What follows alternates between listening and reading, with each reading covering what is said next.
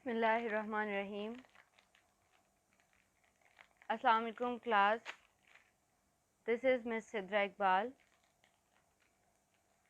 the visiting faculty member of the Department of History and Arts, Division of Arts and Social Sciences, University of Education, Bank Road Campus, Lahore.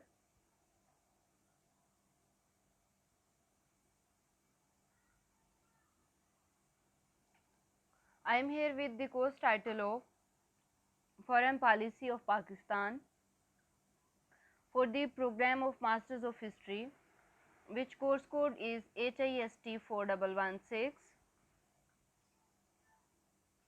In the series of Foreign Policy of Pakistan, today we are going to continue our previous lecture, the Arab League.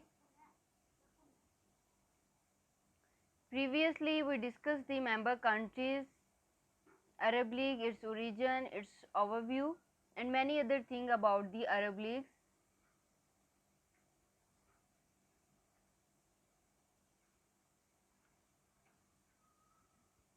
In our previous lecture, we discussed the abstract, introduction, history and establishment,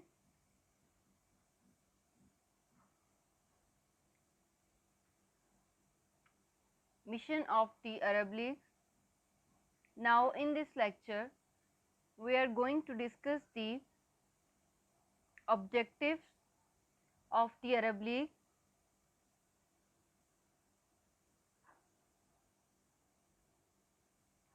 main bodies and organs of the Arab League,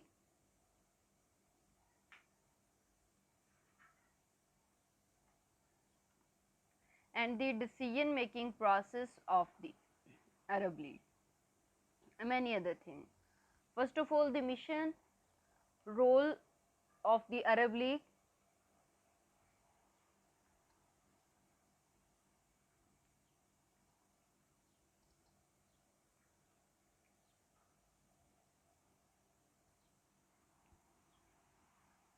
During the 1960s,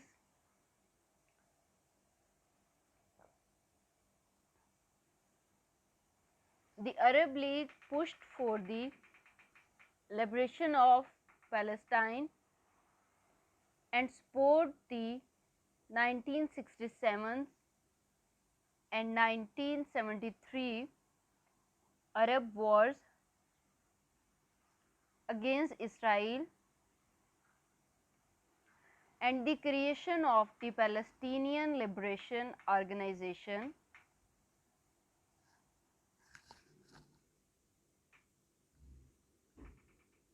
Additionally, the League suspended Egypt membership in 1979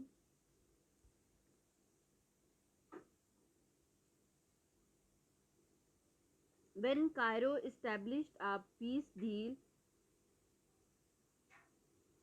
with Israel a year before and relocated the organization headquarters in Tunisia.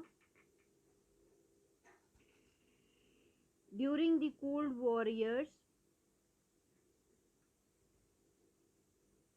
the Arab League was an active organization with the saying in Arabic matters,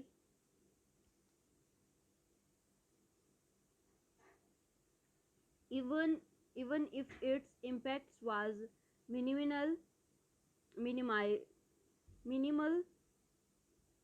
After 1991, a Gulf War,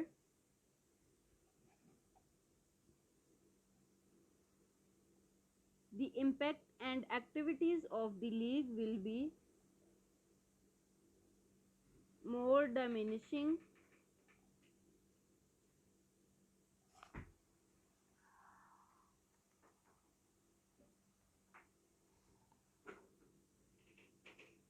A narrow margin ambiguous resolution was taken by the League during the Gulf War that condemned Iraq's invasion of Kuwait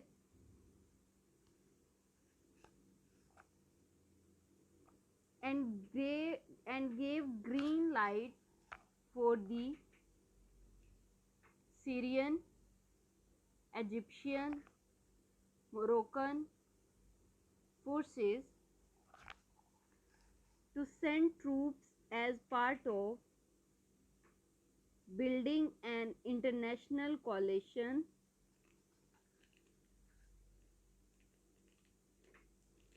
under the leadership of the United States. The Arab League lost most of its theoretical sovereignty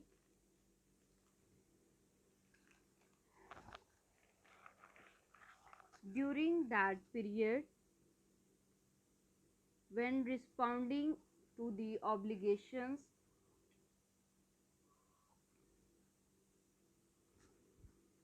of the New World Order headed by the United States.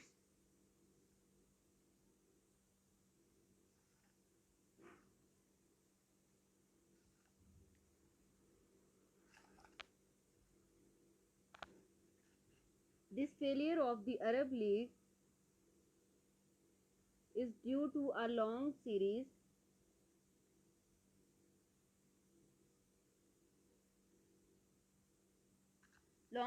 of problems that can range from the internal decisions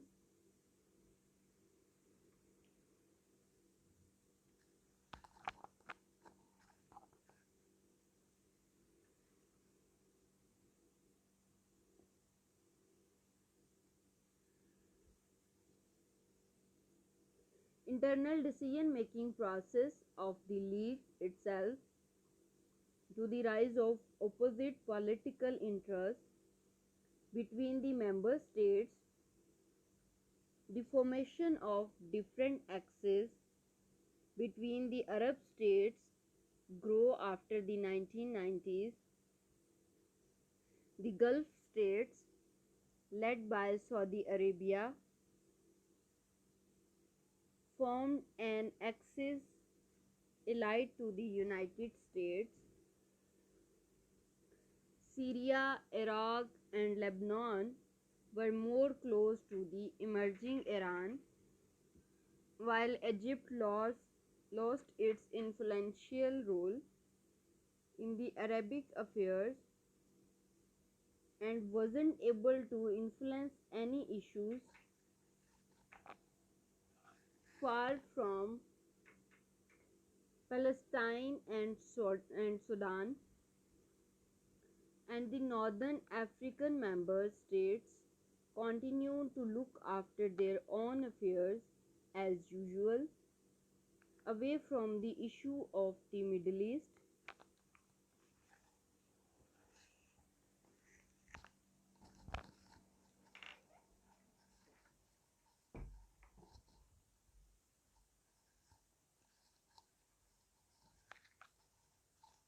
The political differences between the Arab states had an impact on the work of the Arab League and made its influence very low.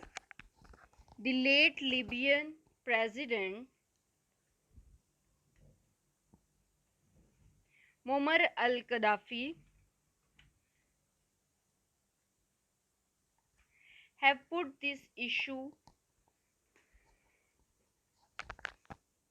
in a very sarcastic yet a real description of the Arab League work and political differences between its members in the Damascus summit in 2008, stating that we all have problems with each other. There is nothing common between us except this room. This situation was even better than it is today, or as it was during the Arab Spring period, when unrest shocked many Arabic countries and led in most cases to internal wars and rise of terrorism and radicalism.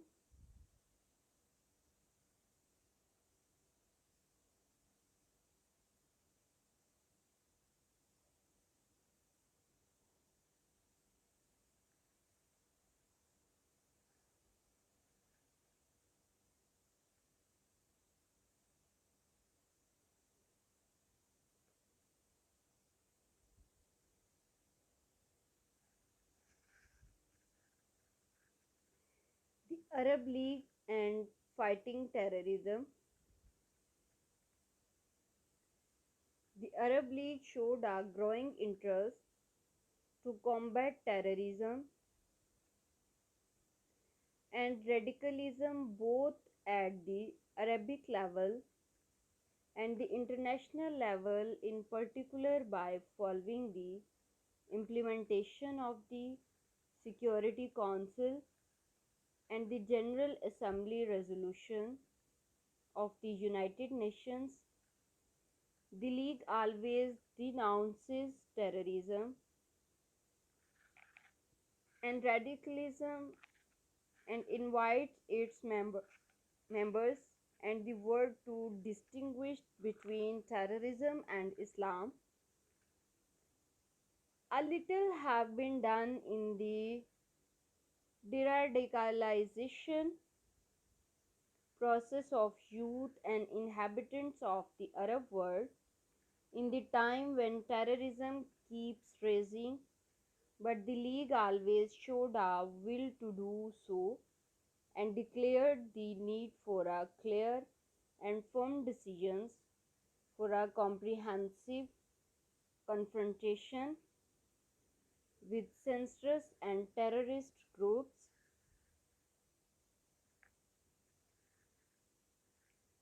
The Arab League has declared the Lebanese Shia Muslim movement Hezbollah a terrorist organization. A week after a similar move by Arab Gulf states, the decision on Hezbollah came at a meeting of foreign ministers of the 22 Arab League members in Cairo. Lebanon and Iraq had not supported the decisions, having expressed reservations during the meeting.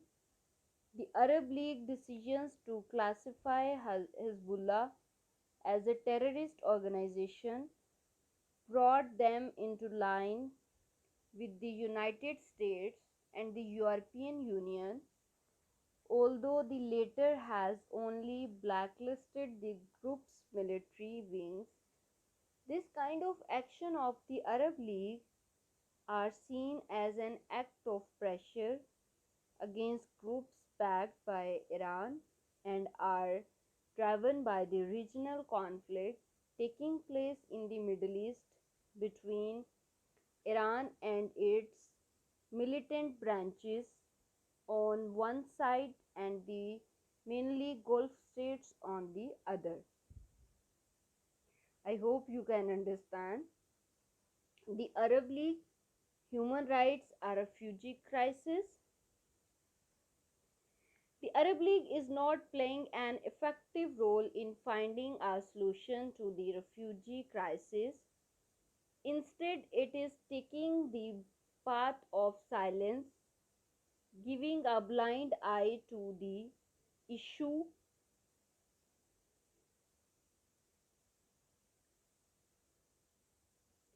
and making every member state take care of its own problems with refugees.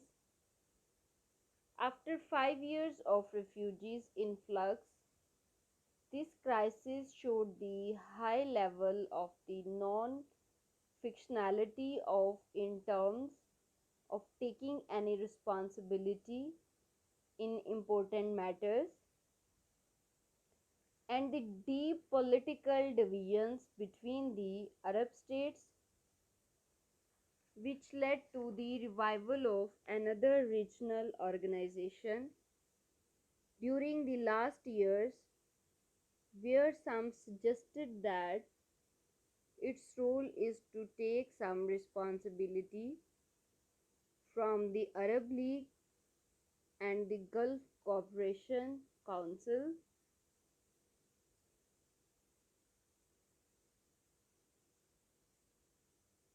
After many failure of the Arab League, the Gulf countries revived the Gulf Cooperation Council, which was established in 1981. This regional organization is compromising of the energy-rich Gulf monarchies, Saudi Arabia, Bahrain, Kuwait, Oman, Qatar, and the United Arab Emirates, that achieved some sort of union between its members. The founding charters of the organization focuses on issues related to security as well on social and cultural cohesion process, environmental and scientific coordination, and economic cooperation. Due to the failure of the Arab League,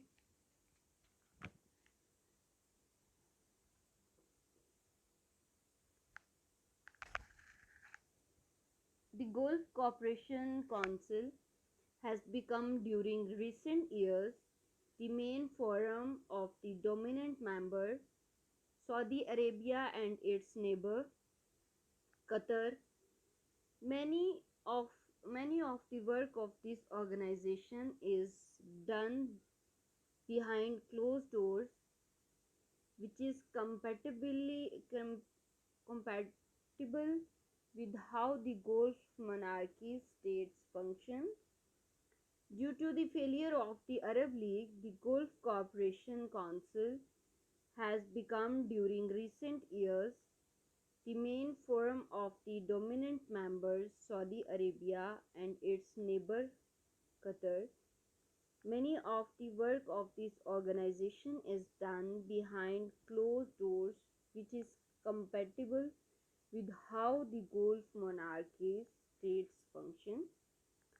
So, to conclude, I would like to say that since the establishment of the Arab League, many conflicts erupted in the Arab world. The League was able, mainly between the 1950s and 1970s, to play a role in easing tension in some areas and to back countries and military groups for the interest of Arabs. The League took a positive part of the Iraq Kuwait crisis in 1961, backed the Palestinian cause, and showed the aggression of Israel to the world. After the end of the Cold War, the role of the Arab League as an influential actor in the regional conflicts faded due to the decision making process of the League's organs and bodies that dated back to the early years of the 1950s, and emerging conflicts of interest between its members, mainly the active on such as Egypt, Saudi Arabia, Algeria, Iraq, and Syria. Due to these basic problems, the Arab League was not able to play a role in fighting terrorism and radicalism in the reign or to advise in the integration process between its members. Additionally, the League did not highly impact on other matters such as finding solutions to the high rate of violation of basic human rights in the Arab world, or to the influx of refugees, or to stop wars taking place today in Syria, Libya, and Yemen. Trying to stop this failure, the Arab Gulf states revived the Gulf Cooperation Council as an alternative for the Arab League, but the rich monarchies did not show an effective model of governance to replace the Arab League, at least till today, which leave the Arab population without an influential, active, and modern political regional organization to present and lead them to more integration and development. Thank you. If you have any question, you can ask me anytime.